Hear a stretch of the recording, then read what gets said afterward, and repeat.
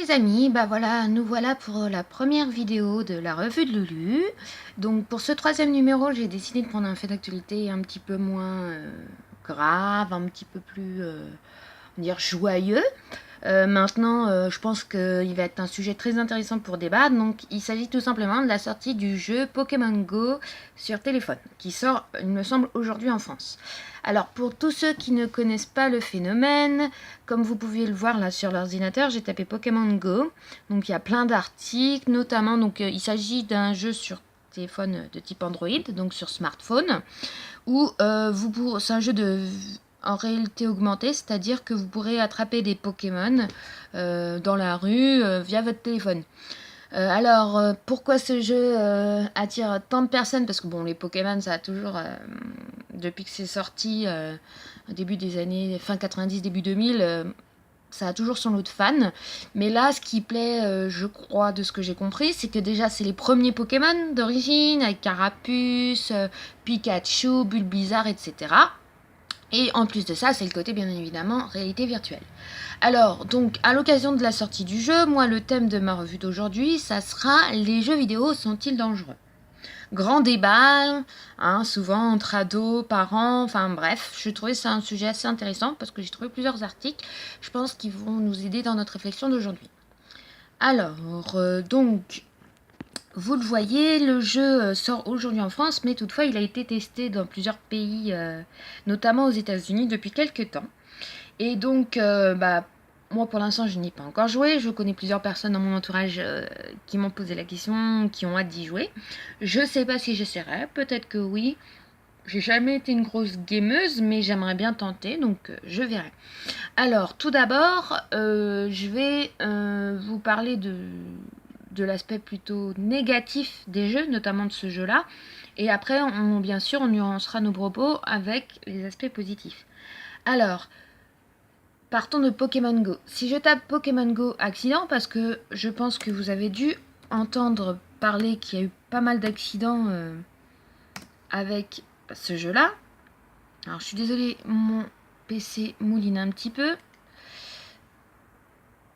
Est-ce que ça va bien marcher? Voilà, excusez-moi. C'est un peu lent. Voilà. Donc, comment? Donc, dans mes recherches, j'ai vu notamment différents cas. Alors, je vais pas vous... Là, vous voyez, je suis sur l'article du Monde. Donc, en gros, pour résumer, on a eu, notamment aux États-Unis, on a quand même eu 2 personnes en jouant qui sont tombées d'une falaise, ce qui n'est quand même pas rien. On a eu une ado qui a été renversée par une voiture parce qu'elle voulait attraper un Pokémon dans la rue. Elle a quand même sorti comme excuse que c'était la faute du jeu. Donc on va revenir là-dessus, on va débattre là-dessus. Une personne, j'ai lu aussi un article, toujours aux États-Unis, une personne qui s'est fait agresser. Excusez-moi, je vais couper la vidéo. Qui s'est fait agresser par arme blanche a priori, alors qu'elle était en train de jouer au Pokémon Go. Et du coup, arrivée à l'hôpital, elle a refusé de se faire soigner pour continuer de jouer. Voilà, j'ai vu aussi une personne qui a démissionné pour se consacrer entièrement à la chasse aux Pokémon. Voilà. C'est un engouement qui est tel que les autorités prennent ça quand même au sérieux, parce qu'il y a quand même pas mal, excusez-moi, d'accidents de la route, notamment aux États-Unis. Vous allez voir, les autoroutes américaines, à tel point, ont été obligées de mettre des messages de type Don't Pokémon and drive, donc en gros, ne chassez pas le Pokémon pendant que vous conduisez. Je trouve ça quand même grave, sachant que je vous le rappelle, que ce phénomène ne touche pas que les États-Unis, puisque, par exemple, notamment même en Europe, au Luxembourg, il y a eu différents accidents de voiture, etc. Donc là, on pourrait se dire, mais oui, enfin, les gens sont quand même graves au point de risquer leur vie et la vie des autres pour un jeu. Alors, c'est vrai que quand j'entends ce genre de choses, je me dis, mais où va-t-on? Enfin, moi, perso, c'est vrai que je me dis, waouh, ça me donne pas forcément envie. Mais alors, pourquoi? Ou alors, je sais pas si certains connaissent sûrement, parce que c'est une vidéo très connue également, sûrement, vous devez vous rappeler, comment? Hop, excusez-moi, hop.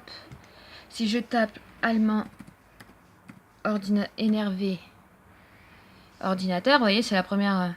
cette vidéo d'un ado allemand qui s'était énervé devant son ordinateur suite à un jeu qui ne fonctionnait pas ou quelque chose comme ça. Donc vous allez voir la vidéo, si ça veut bien marcher. Je vous montre un petit extrait.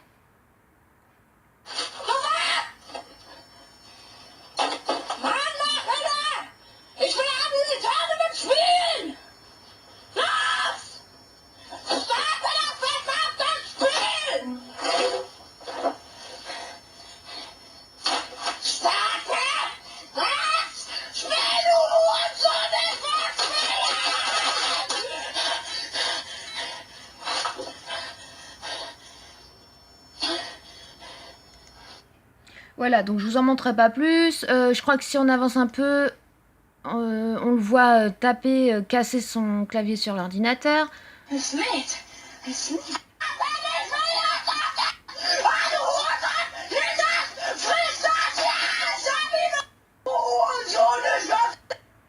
Et la vidéo se finit de manière très violente, il me semble.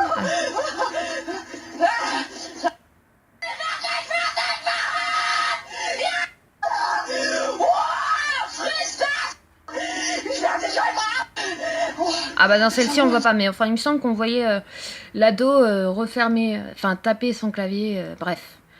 Donc moi, mon premier avis c'est que les vidéos effectivement peuvent être dangereuses. Pourquoi? Parce que, ayant très peu joué mais ayant déjà joué, quand on se met à jouer, on se perd vite la notion du temps. C'est-à-dire qu'à un moment donné, on va être plongé dans son jeu tellement les univers des jeux sont riches.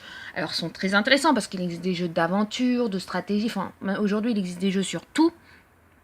Donc, vous pouvez avoir un jeu où vous devez construire votre ville, construire des hôtels. Vous pouvez avoir un jeu où vous êtes James Bond, vous êtes une aventurière en chasse de trésors, où vous chassez des dinosaures. Enfin, il y a même des films qui sont adaptés en jeux vidéo, et ça depuis l'existence des jeux vidéo, donc depuis presque 20 ans maintenant, un petit peu plus de 20 ans.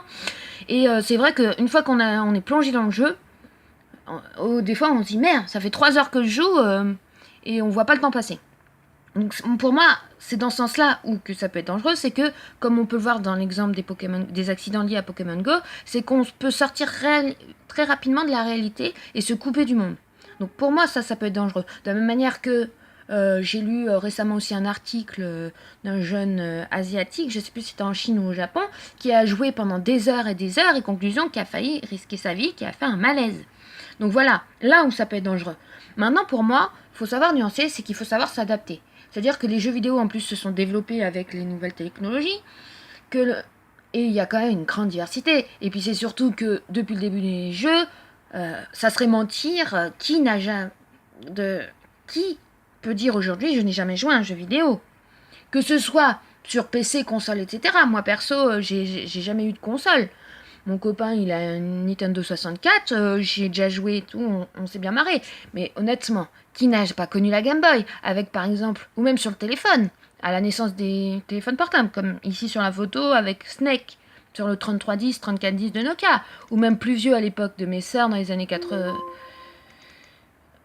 Ah, excusez-moi, j'arrive pas à voir. Enfin, je voulais vous ouvrir la photo, ça marche pas. De Pac-Man, par exemple. Donc tout ça pour vous dire que je pense qu'on a tous, un jour ou un autre, joué un jeu vidéo, et effectivement, ça peut être sympa. Voilà, donc moi, je pense que les jeux vidéo peuvent être dangereux, mais il faut pas oublier le côté fun, le côté aussi, je trouve, utile des jeux vidéo. C'est-à-dire qu'aujourd'hui, vous avez des jeux, par exemple, sur DS ou autres, de type... quand on pense, par exemple, aux jeux comme le Professeur Layton, qui était à la mode il y a un an ou deux, avec des jeux d'énigmes qui vous permettent de réfléchir. Voilà, l'image s'affiche enfin, excusez-moi, donc de Pac-Man. Donc voilà, excusez-moi. Donc voilà, je vous disais, les jeux vidéo permettent aujourd'hui déjà d'une de s'évader. Donc ça nous plonge dans des univers vraiment infinis. Les graphismes sont juste magnifiques, limite on a l'impression de voir des films.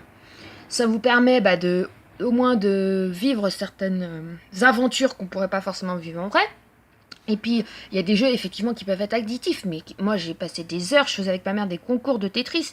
Donc, j'y ai pris vraiment beaucoup de plaisir. Maintenant, je pense que la solution qui peut être pas mal pour éviter de devenir addict aux jeux vidéo, parce que c'est vraiment ça en fait au final le danger, c'est l'addiction. Comme toute chose, si on va à l'excès, on peut en devenir addict, et c'est là où les jeux peuvent devenir dangereux. La solution peut-être intermédiaire, c'est devoir regarder des vidéos de gamers, par exemple sur YouTube. Comme ça, moi je sais que depuis quelques temps je regarde des vidéos de youtubeurs comme Seros, MrBboy45, etc. Et franchement, c'est vrai que l'avantage c'est que tu joues pas, mais tu vis l'aventure. Donc limite, t'as l'impression de suivre un film, quoi. Tu suis l'étape. Donc ça peut être peut-être une option. Donc voilà, donc ma conclusion pour cette troisième revue, je dirais que comme toute chose, les jeux vidéo peuvent effectivement être dangereux parce qu'on peut vite perdre notion de la réalité. Maintenant, c'est comme tout, n'importe quoi peut être dangereux. De la nourriture peut être dangereux, une boisson peut être dangereuse, des gens peuvent être dangereux.